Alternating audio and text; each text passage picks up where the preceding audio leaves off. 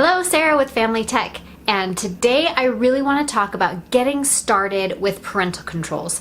So many parents come to me and they're lost. They don't know where to begin, where to start, what they need to help protect their kids.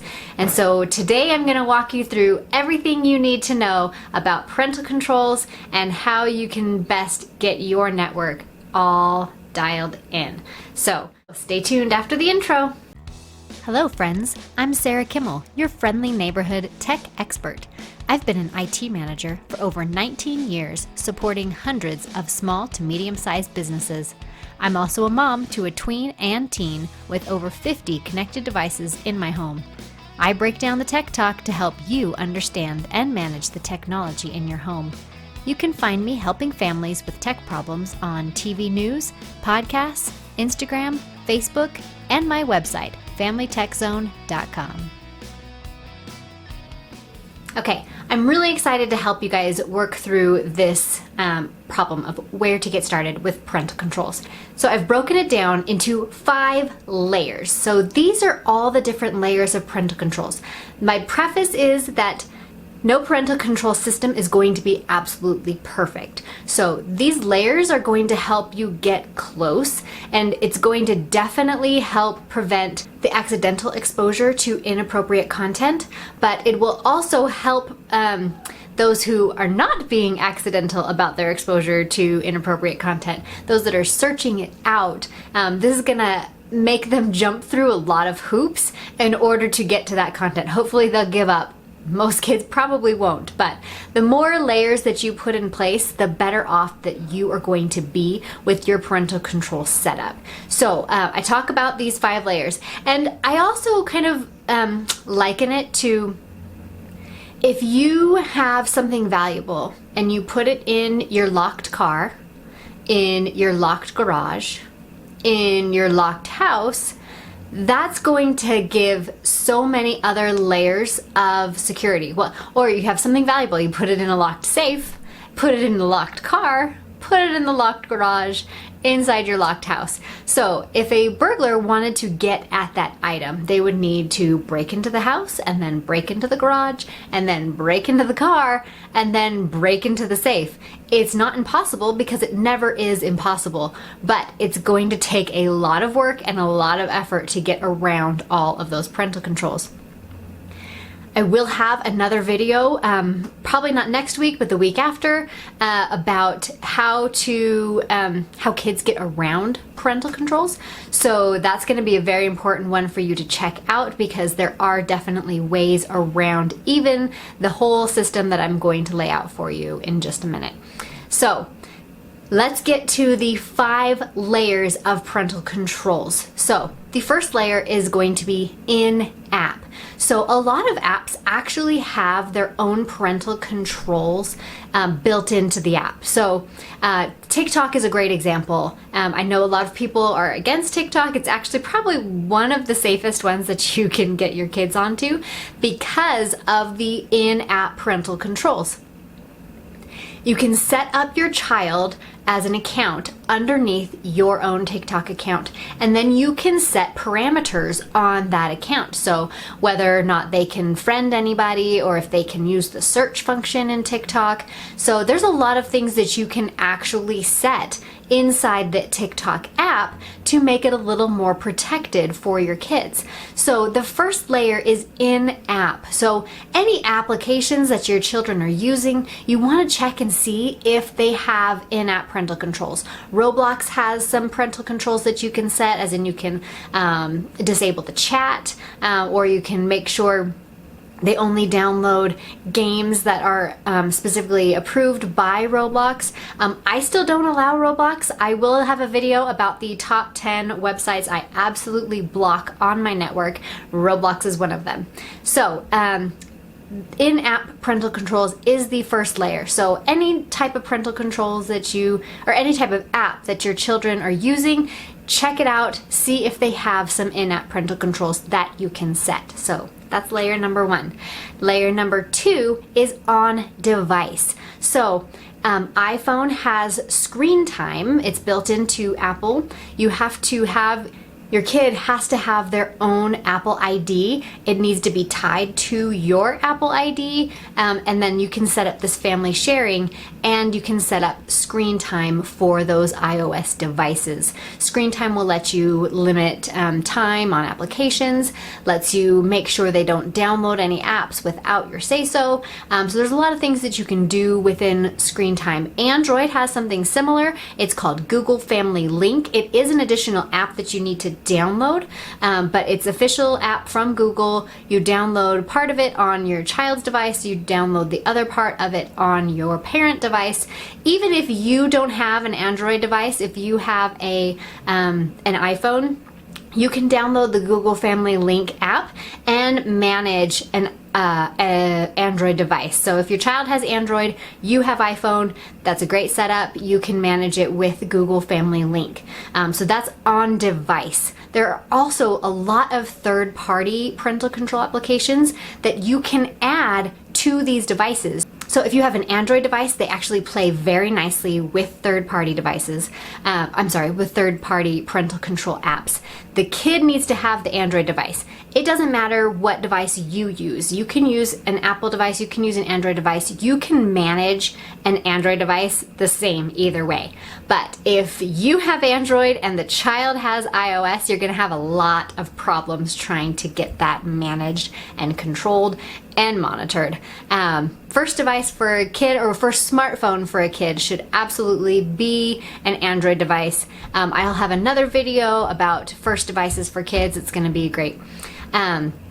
So on device, so there's third-party applications. I will do a breakdown of various parental control applications that you can download, and I'll kind of break down exactly what it does, what the different ones are. Watch for that video. Make sure you're subscribed so that you can know exactly when these videos get released. I release every Thursday. So on device, that is layer 2. So if you have Android, you're going to use Google Family Link. In addition, you can also use any of these third-party parental control apps. iOS, you're going to use Screen Time. You can also use some third-party parental control apps, but like I said, iOS does not play as nice with these parental control apps, so you'll have better options if your child has an Android device. But you do have some control if they have iOS. So that is layer 2. So we've got in-app and we have on-device. The third layer is going to be on network. So that means your Wi-Fi network at your house. There are a lot of things that you can do to add different controls to the entire network. And what the benefit is, you can set up internet controls on, gaming systems like the Nintendo Switch, and the Nintendo Switch does have on-device parental controls. I'll do another video about how to set up those parental controls on the Switch, on the PS4, on the Xbox. There's definitely on-device applications for parental controls on all kinds of devices. But if you set up a parental control system on your Wi-Fi network, that is going to help cover every device in your house. And that includes smart TVs, which is a really popular one to try and control. And it will include gaming systems and basically everything that you're going to add to your network. So you definitely want something that's going to protect the entire house. So this is going to be like your house lock. So on Wi-Fi is the next layer. There's some different things. You can buy a wireless router that has parental controls built in, which is what I recommend. You can also set up something like OpenDNS, or Cloudflare has their own DNS filter that will help filter the traffic on your network so that inappropriate sites aren't accessed. A lot of Wi-Fi routers that have parental controls built in will actually play nicely with these other systems like OpenDNS. So for me, I have a Griffin Wi-Fi router and I use OpenDNS on top of the Griffin Wi-Fi router to double protect my wireless network. So that is level 3. So we've got in-app, on-device, on network. Level 4 is going to be off network. So you also want to protect your kids' devices when they're away from your house. So a lot will be helped with the on-device and in-app protections when they're away from home, but you can also set up protections when they're off the Wi-Fi. So if your child has data through Verizon, there's parental controls that you can set up through Verizon. There's also some parental control, a Wi-Fi router that has parental controls built in can give you an app that will basically force your child's device onto your network even when they're away from home. The way they do this is through a VPN. You remember my video about VPNs, right? So what it does is it takes the device and it puts it on a different network. So when they're out and about connected to the Starbucks Wi-Fi, it's basically forcing that device back to the protected network at your home. So it's going to be subject to all of those Wi-Fi restrictions that you have already put on your home Wi-Fi. So that is level 4. It is going to be off network. So you can use Verizon, AT&T, T-Mobile. They all have various apps that you can, or settings that you can set from the wireless provider itself, and that will help you get that layer. So now there is a hidden layer of parental controls, and that is conversations. So this is one of the actually most important layers of parental control, and this is having conversations with your kids, letting them know exactly what you're doing to protect them from themselves. So I really like to break it down exactly what is going on their network, what's going on their phone.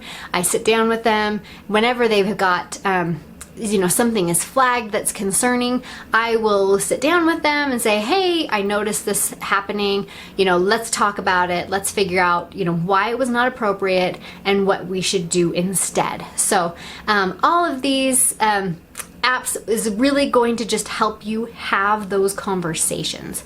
And those conversations are going to be super important. So they know it's a safe space to talk about, if they happen to come across something inappropriate on accident, you want them to be able to come to you and tell you what happened. And you're not going to freak out. You're not going to, get them in trouble. If you find out on your own, you can definitely have some punishments associated with that. But if they're coming to tell you that they came across something inappropriate, this is what they did, they turned it off, they closed it, whatever, I always say, oh, thank you so much for telling me. I'm sorry that happened to you. Let's figure out how we can protect you so it doesn't happen again in the future. So conversations is a really, really important layer. And I just want to make absolutely sure, don't do anything sneaky behind your kid's back. Make sure they know you're installing these apps. You're like, hey, I am protecting you and this is how I am protecting you. So I think it's very important I always tell my kids that my job is to help them become adults so that when they're adults, they can function in the world. And so if you are able to have conversations with your kids that helps them do that, then that is the most important thing.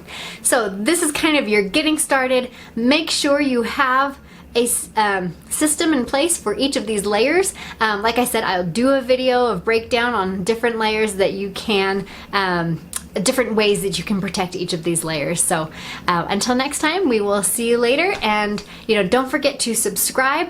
I also do YouTube shorts of tech news that is consumer related that you're going to want to care about, because I know not everybody really cares about all of the tech news that I care about. But when I come across something that I feel like families should know about, I definitely want to get that information to you. So definitely check out my tech news shorts and subscribe so you can make sure you get all this content to help you manage the technology in your home. So until next time, we'll see you later.